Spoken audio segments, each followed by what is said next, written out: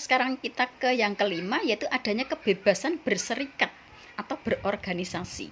Jadi di suatu negara demokrasi, masyarakat boleh membuat suatu organisasi. Saya rasa di negara kita juga sama, sudah masyarakat sudah membentuk suatu organisasi ya. Organisasi macam-macam. Kalau misalnya organisasinya ibu-ibu itu ada PKK gitu ya. Organisasinya anak-anak muda ada Karang Taruna. Organisasinya artis misalnya ada kumpulan artis, ada organisasi guru, ada organisasi dokter dan lain sebagainya. Yang keenam yaitu ada pendidikan kewarganegaraan. Nah, seperti sekarang ini Ibu mengajar kalian pendidikan kewarganegaraan. Ini menunjukkan bahwa negara kita adalah negara yang menganut suatu dasar demokrasi berdasarkan di bawahnya rule of law. Ini anak-anak mengenai negara demokrasi yang berdasarkan rule of law menurut Budiarjo. Berikutnya sekarang kita masuk ke demokrasi Pancasila. Anak-anak, apakah demokrasi Pancasila itu?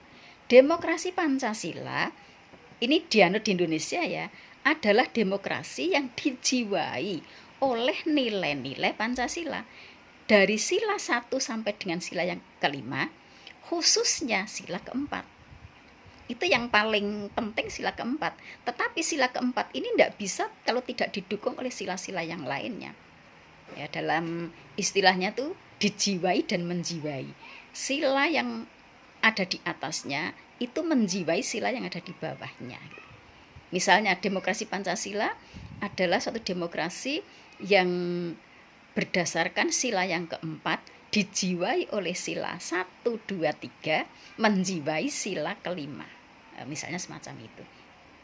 Jadi demokrasi Pancasila itu demokrasi dijiwai oleh nilai-nilai Pancasila dari sila yang pertama sampai dengan sila yang kelima. Khususnya adalah sila yang keempat. Demokrasi yang sesuai dengan kepribadian bangsa Indonesia karena sumbernya dari tata nilai sosial budaya bangsa yang sudah melekat sejak zaman nenek moyang kita. Ini adalah demokrasi Pancasila ini. Paham maksudnya ya? Jadi demokrasi Pancasila itu demokrasi yang bersumber dari atau yang dijiwai oleh nilai-nilai Pancasila dari sila yang pertama sampai dengan sila yang kelima, yang terkhusus di sini adalah sila yang keempat. Sekarang bagaimana dengan asas demokrasi? Ya, asas demokrasi ini adalah dalam pengambilan keputusan melalui musyawarah mufakat. Jadi cara pengambilan keputusan ini musyawarah mufakat atau kebulatan pendapat. Anak-anak, mufakat yang namanya sesuatu itu mufakat sama dengan sepakat ya. Yang namanya segala sesuatu itu pasti ada yang cocok, pasti ada juga yang tidak kurang cocok gitu ya. Sehingga di dalam pengambilan keputusan selama peserta yang hadir, dari seluruh peserta yang hadir itu sudah memberikan suaranya lebih dari 2/3, itu sudah dinyatakan sebagai mufakat atau sepakat. Jadi ketentuannya 2/3 dari peserta yang hadir itu memberikan suaranya. Itu namanya sudah mufakat. Sedangkan kalau tidak bisa dicapai mufakat, itu baru akan dicapai suara terbanyak. Nah itu nanti seperti Amerika. Kalau Amerika itu suara terbanyak. Suara terbanyak itu ketentuannya 50% lebih dari 1 orang. Jadi misalnya kalian memilih ketua kelas. Ketua kelas jumlahnya seluruh siswanya 30 siswa. Kalau sudah ada 2/3 yang memilih A, berarti A ini terpilih sebagai ketua kelas berdasarkan mufakat. Tapi kalau yang memilih itu hanya 15 anak, 16 anak ya, kalau 15 kan nanti kan harus diulang itu. Karena sama-sama 15-nya gitu ya. Harus diulang.